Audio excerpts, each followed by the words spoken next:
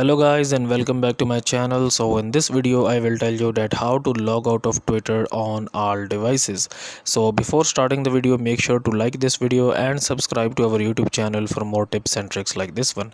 So first of all, you need to open up the Twitter application on your Android and iOS, and once the Twitter application is opened up, just tap on your profile picture at the top left side of the screen and scroll down and tap on settings and support, and then tap on settings and privacy.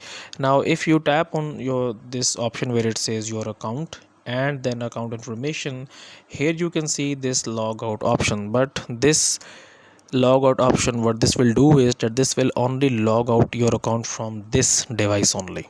Okay, so in order to remove your account from all the devices that you have logged in, you need to go back again and tap on security and account access, and tap on apps and sessions here, and then we just have to wait a little bit here, and then tap on sessions again. And now here you can see this option where it says log out of all other sessions. So just tap on this one and then tap on logout, and your account will be logged out from all other devices if it's logged in there.